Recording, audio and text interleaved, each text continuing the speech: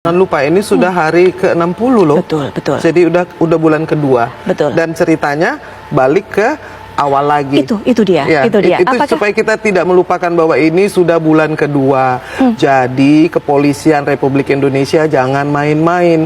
Kalau sekarang main-mainnya mengajak Komnas HAM dan Komnas Perempuan, tidak berarti bahwa kebohongan yang diucapkan atau direkomendasikan oleh lembaga itu bisa menjadi kebenaran. Karena sumbernya adalah pembohong, pembunuh berencana, dan juga orang yang sudah melakukan laporan palsu, obstructions of justice, dan membayar orang untuk membunuh. Iya, saya tertarik Jadi dengan dari sisi mana gitu? Baik, saya tertarik dengan kata-kata Bu Irma main-main. Apakah Bu Irma kemudian menduga pihak kepolisian ini mengajak main-main juga Komnas HAM, kemudian juga Komnas Perempuan untuk satu suara mengiyakan, mengaminkan skenario betul. ini? Begini. Yang kita harapkan independen sebenarnya. Iya, karena independensi itu bisa jadi stempel ya kan, yang namanya lembaga negara itu dibayar oleh negara. Dan jangan main-main, rekomendasi dari Komnas HAM dan Komnas Perempuan itu dicatat sebagai dokumen negara yang akan menjadi sejarah yang dibaca oleh seluruh bangsa ini nanti. Sampai mungkin saya sudah mati pun nanti anak saya atau cucu saya yang akan baca bahwa pernah satu ketika pada tahun 2022 Komnas HAM dan Komnas Perempuan memberikan rekomendasi berdasarkan omongan dari Kuat Ma'ruf, omongan dari Ferdi Sambo, omongan dari Putri Cendrawati. Nanti ditanya siapakah mereka itu? Mereka adalah pembunuh berencana. Tidak pernah terjadi dalam sejarah Republik ini seorang polisi yang melibatkan begitu banyak orang. Saya pikir dari awal ya kita sudah dibohongi terang-terangan tuh. Duren 3, tembak-tembakan, pelecehan seksual. Ketika itu gugur, masa ia mau diulang lagi? Kan saya bolak-balik bilang ya bahwa kita ini punya nalar dan ini melecehkan nalar jadinya. Karena tidak mungkin ada kejadian di Magelang 2 bulan yang lalu, sekarang jadi pemerkosaan. Beda banget loh, pemerkosaan sama pelecehan seksual.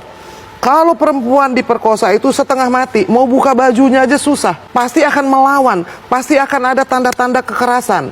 Ya, dan ada lagi yang lebih aneh, mana mungkin orang diperkosa terus tiba-tiba masih satu mobil, lalu dia backpack, semua barang-barangnya masih dibawakan oleh Joshua. Kalau ada orang yang mengalami kekerasan, melihat mukanya saja tidak sudi, iya kan? Jadi nanti Mas Reza bisa menjelaskan bahwa orang yang PTSD itu tidak mungkin bersikap seperti Putri yang masih memberikan perintah untuk datang bersama-sama, lalu juga memberikan laporan palsu. Jangan lupa loh, dia menjanjikan 1 miliar kepada Baradae untuk membunuh. Jadi kita ini dibodoh-bodohin sekarang.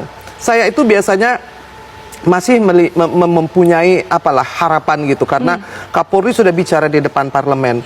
Tapi kalau melihat cara permainan yang membawa lembaga-lembaga negara yang sangat kacau rekomendasinya, maka harus dipertanyakan. Saya ingin mempertanyakan kepada Komnas HAM dan Komnas Perempuan, dari mana keluar rekomendasi seperti itu? Karena kan yang kita lihat itu adalah pengumuman dengan nama lembaga di belakangnya. Proses di belakangnya itu kami ingin tahu. Karena apakah ada bukti? Apakah pernah berbicara dengan Putri? Setahu saya bicara dengan Abang Damanik, dia bilang Putri Sambo itu mengambil semua handphone dari ajudannya, diganti pada tanggal 10. Apa iya seorang korban mau lagi menghilangkan barang bukti? Jadi saya pikir ini udah kelewatan, ya.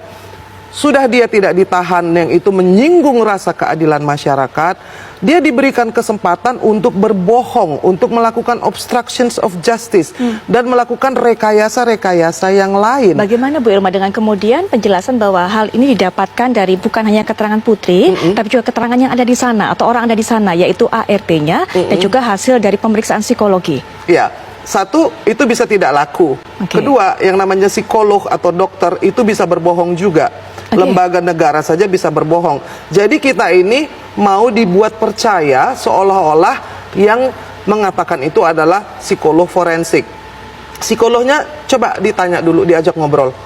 Kan ada bandingannya. Saya juga bicara dengan ID, Dr. Danardi, yang mengatakan kalau orang depresi atau orang stres itu harus asesmennya yang benar. dibikin CCTV selama 24 jam, dilihat kelakuannya seperti apa, lalu kemudian dicatat. Jadi bukan hanya psikolog ngomong lalu dijadikan rekomendasi. Lembaga negara loh, ini Komnas HAM dan Komnas Perempuan.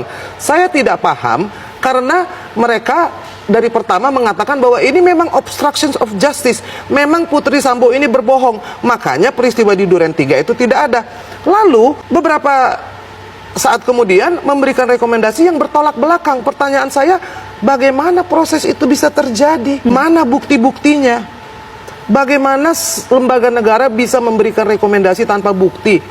Itu bukan main-main. Itu yang saya maksud tadi. Betul, betul. Jangan dijadikan mainan.